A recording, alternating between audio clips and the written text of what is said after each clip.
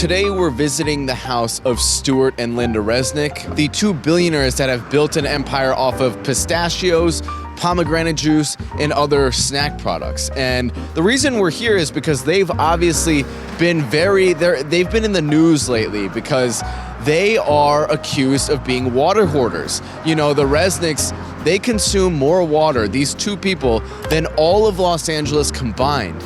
So we came here to 9491 Sunset Boulevard in Beverly Hills to get the real answers. We want to talk to them. We want to ask them if the accusations are true, because they actually came out recently and said this is all a conspiracy theory, that if you believe that they are water hoarders, that you're actually a conspiracy theorist. So we came to their mansion here in the 90210 to get some answers.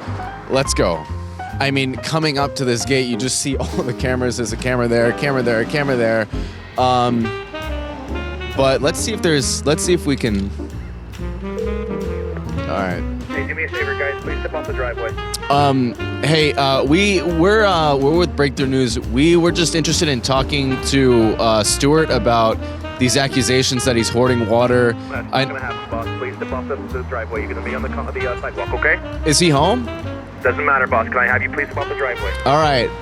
So, this is the delivery entrance. I don't know if there's water coming here or what. Oh, okay, so here we go. So they've got the security coming out. Hey, guys. Hey, boss. I've asked you nicely. Please step on the concrete. So they've got a giant intercom there hidden in this bush.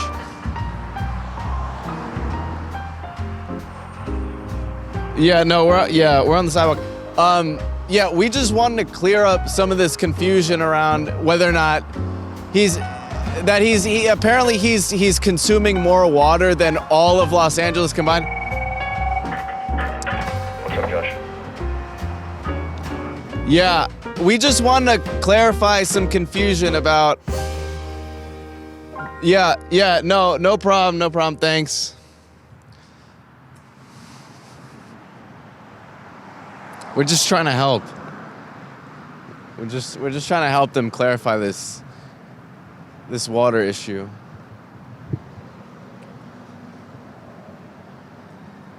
Do you guys have any water?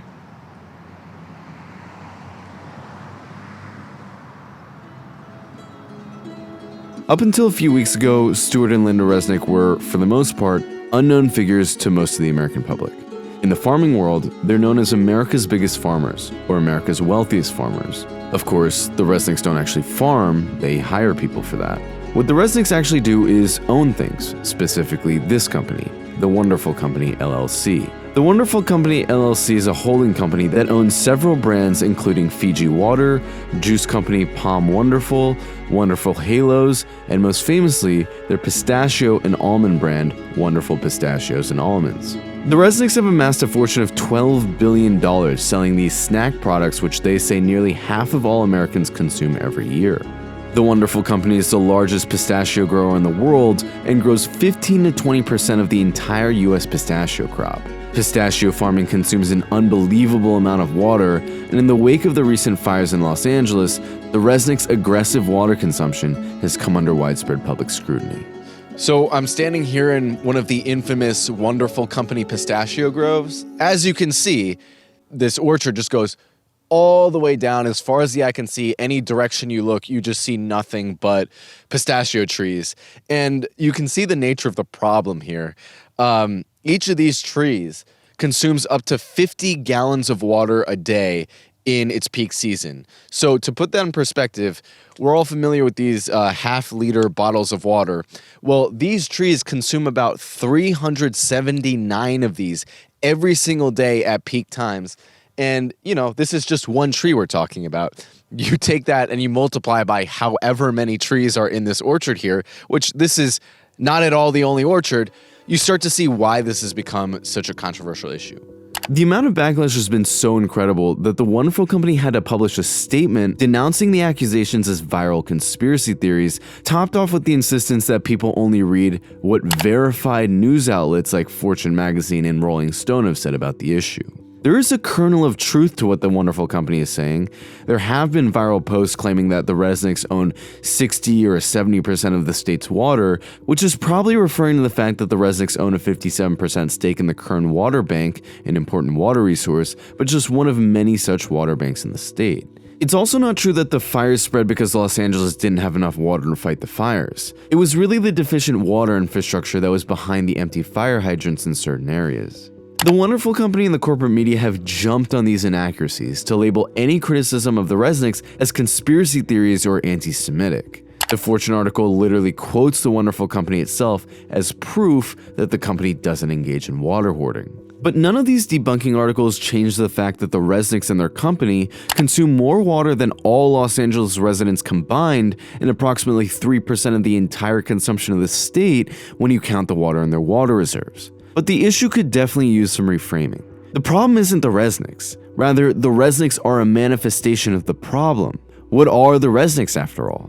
The Resniks are a manifestation of a system where food is produced to generate the highest profit margin possible, not feed people. In a society where food was produced for the sake of feeding people and maximizing human well-being, you wouldn't allow people to amass massive private stocks of water so they can grow expensive snack foods that really are a luxury food that aren't necessary for any proper diet.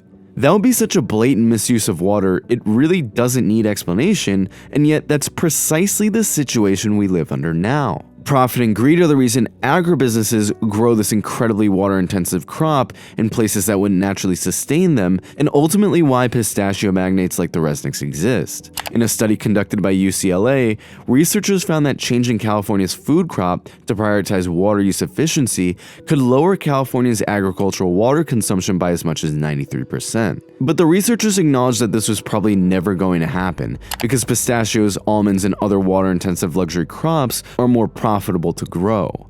California's agriculture sector, which accounts for 80% of the state's water consumption, chooses to grow these water-intensive crops that are completely unnecessary to the human diet solely because they make more money that way.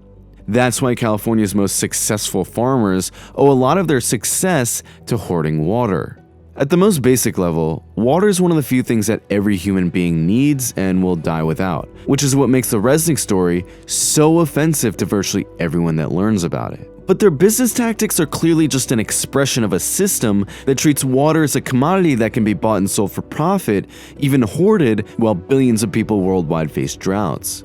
It's the same system that treats houses as a commodity to be bought and sold for profit, or medicine, while tens of millions of people are housing insecure, facing deteriorating health, and crushing medical debt. The story of the Resniks is a shocking one, but if it makes you angry to see so much individual wealth alongside so much suffering, or to see the necessities of life treated as privileges and possessions instead of as rights, what you're really angry at is capitalism itself.